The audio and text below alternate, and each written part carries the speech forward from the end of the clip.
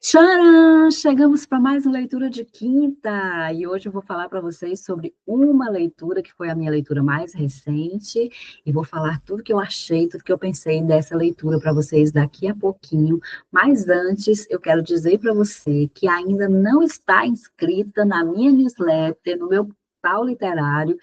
O que que você está esperando? O que que você está se esperando para se inscrever no Livreta, que é o meu portal literário gratuito? No Livreta, eu compartilho com você contos de duas séries inéditas quinzenalmente. Então, você recebe conto das séries As Marias, que são histórias de 12 mulheres cearenses que vão aprontar muito, são mulheres com personalidades divertidas, marcantes, polêmicas, e você vai receber esses contos inéditos, ninguém nunca leu esses contos.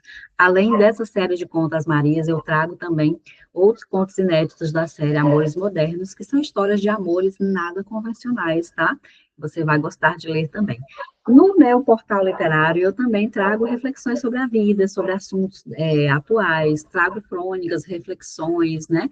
E trago também resenhas, indicações de livros, então é muito bacana e é totalmente gratuito. Para você se inscrever, é só clicar no link que está aqui na descrição desse vídeo, combinado? Dito isso, eu quero agora continuar aqui falando para vocês sobre o livro que eu trouxe hoje. Hoje eu não trouxe dois livros, por incrível que pareça. Por que que eu não trouxe dois livros? Porque eu não quis trazer dois livros, eu quis falar só de um livro, tá? Então é sobre isso. Eu vou falar hoje sobre uma leitura que é uma leitura triste, não sei se é triste. Pelo menos o clima, o ambiente, o cenário do livro é triste. Por quê? Porque a história acontece em um cemitério. Agora imagina, você teria coragem de morar em um cemitério? Cara, morar no cemitério, você vai cuidar do cemitério, né? Cuidar das lápides, dos túmulos, das plantinhas que tem no cemitério, e a tua casa fica no meio desse cemitério, né? Eu acho que hoje já não existe mais essa coisa do zelador de cemitério, acho que hoje já está assim, as coisas estão mais automatizadas, mas o livro ele se passa na década de 80, 90, então ainda existia esse tipo de coisa, né? E aí a história ela se passa nesse cenário do cemitério. Então, como se passa no cenário de cemitério, se fala muito de morte, se fala muito de enterros, se fala muito de velórios, né, de discurso fúnebre, todas essas coisas. Então, é um livro que ele tem esse clima meio triste, sombrio, mas acontecem algumas coisas que são tensas, que são tristes também, viu? Então, eu quero falar para vocês hoje sobre Água Fresca para Flores.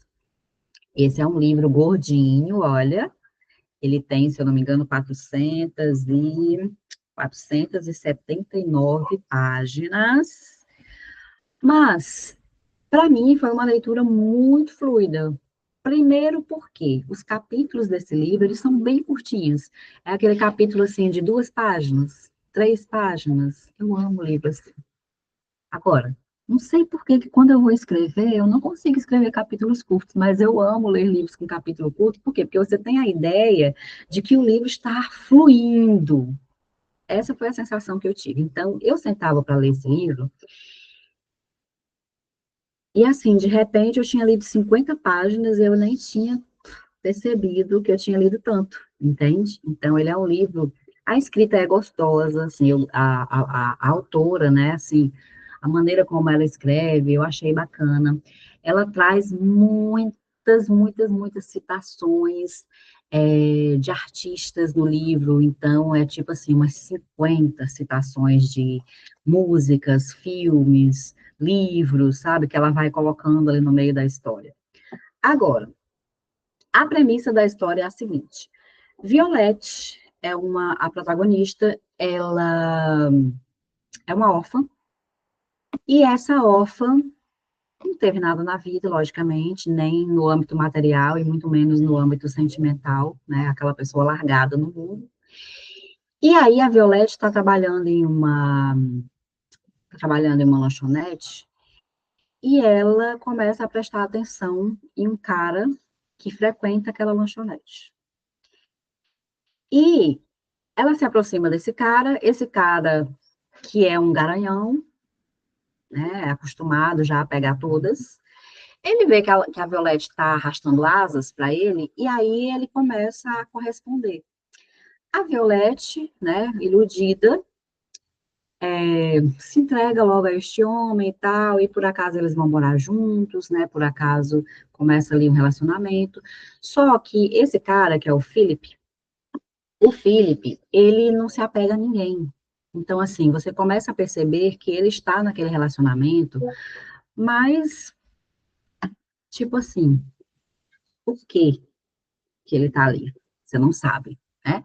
Porque ele trata a Violette de uma maneira muito seca, embora eles tenham momentos, né, quando eles estão na cama, no momento ali do sexo, a coisa meio que pega fogo e tal, mas é aquela coisa assim, terminou aquele momento ali, não tem carinho, não tem, sabe, afeto. Além disso, muito cedo ela começa a perceber que ele fica com outros assim descaradamente. Ela sabe disso, só que em momento nenhum durante a história do livro toda que isso me incomoda, que tem hora que dá vontade de pegar a Violette e dar na cara dela, porque ela sabe das traições dele, ela sabe, né, da frieza dele, ela sabe de tudo e ela nunca teve uma DR com este homem. Ela nunca questionou nada, ela nunca reclamou de nada. E ainda tem mais um agravante. Ainda tem mais um agravante. Eles trabalham numa estação de trem e eles são responsáveis por levantar e fechar a cancela para os trens passarem. Eles, entre aspas, porque quem faz o trabalho todo é a Violette. O Felipe nunca que foi esperar o trem passar, ele nunca cumpriu uma escala, né? Então, ela faz o trabalho sozinha. Enquanto ela está trabalhando, ele está raparigando por aí, né? Ele tem uma coisa de pegar a moto, sair no meio do mundo e aí, tchau, adeus. E para acabar de completar, ele tem uma mãe que o diabo perde feio para ela. Ela é uma mulher insuportável, ela não vai com a cara da Violette, e ela faz de tudo para o Philip se separar da Violette. Ela não esconde, né, de ninguém que ela não suporta aquela nora. Enfim, esse é o clima do livro. Só que aí vai acontecer uma tragédia na história. Por conta dessa tragédia, a Violette acaba indo morar neste cemitério. É uma tragédia que você fica assim, revoltada, só que a tragédia, ela vai se desvendando lentamente. O livro, ele não é linear, não é aquela história sequencial. Então, você está aqui lendo uma parte que está acontecendo hoje, aí o próximo capítulo já traz uma parte lá do passado, a outra parte já traz uma parte de vários anos na frente, então ele é um livro, assim, que vai e volta, e você vai montando esse quebra-cabeças, entende? E aí, essa tragédia, ela vai sendo, ela é revelada mais ou menos na metade do livro, e aí a autora vai trazendo em doses homeopáticas, né, a explicação dessa tragédia. E você vai se revoltando com cada parte dessa tragédia. Tem horas que você quer matar o Philip, tem hora que você quer esganar a mãe dele, tem horas que você quer dar uma dura na Violette para dizer: acorda, mulher, deixa de ser tonta, deixa de ser idiota, reaja, faça alguma coisa. Esse é o clima desse livro, tá? Mas eu diria que o livro, ele se resume, na minha opinião, tá? Você pode ler e ter uma opinião diferente. Na minha opinião, esse livro, ele versa, o personagem principal, eu acho que é o cemitério do silêncio. Porque você percebe que as personagens, muita coisa que acontece na história é simplesmente porque as personagens não dialogam. Eles não se abrem, eles não falam dos seus sentimentos, eles não falam o que estão pensando, e fica naquela coisa de subjetividade. Então, assim, a Violette acha que o Felipe está fazendo uma coisa, ele acha que ela está pensando outra coisa, aí ele fica supondo que ela está traindo ele com não sei o quê, ela supõe que ele está com outra mulher, e fica nessa coisa. as suposições, as hipóteses, e ninguém nunca senta para dialogar, para conversar, para expor os sentimentos, para abrir o coração. Então, o livro, na minha opinião, ele tem isso muito forte, essa coisa da falta de diálogo, da falta de comunicação, da dificuldade que as personagens têm de se abrir, de falar dos seus sentimentos. Isso ficou muito forte para mim. E hoje, infelizmente, a gente sabe que isso é uma coisa bem presente, né, na nossa sociedade atual. A gente está cada vez com mais dificuldade de se comunicar, de abrir os sentimentos, de se relacionar, de falar com as pessoas sobre aquilo que a gente pensa, sobre aquilo que a gente sente. Então, enquanto eu estava lendo o livro, eu ficava fazendo muito essa analogia, sabe? Essa coisa que a gente vê muito hoje na sociedade, e que, às vezes, muitos problemas poderiam ser resolvidos com uma simples conversa, que é o que teria acontecido aqui nesse livro.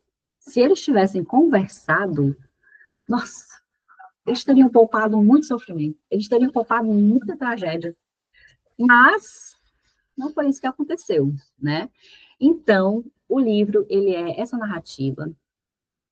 Eu gostei da escrita da autora. A autora é a Valérie Perrin, ela é francesa, né? Não sei como é não sei direito a pronúncia aqui, mas esse é o tônus da narrativa, né? E eu recomendo essa leitura porque eu gostei, embora no encontro presencial que a gente teve para discutir o livro, muita gente não gostou do livro, tinha altas críticas sobre o livro, mas eu particularmente gostei do livro, né? E eu sempre falo para vocês que a leitura, ela tem disso, né? O livro, ela tem essa capacidade de encantar uns e de decepcionar outros.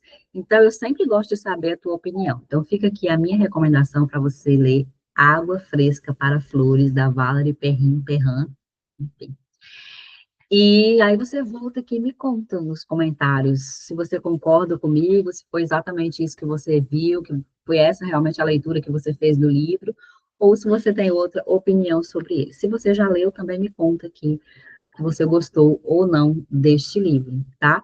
Mas essa é a minha recomendação de hoje. Esse livro é de quinta categoria? Não, lógico que não. Eu não colocaria ele em primeiríssima categoria, também não.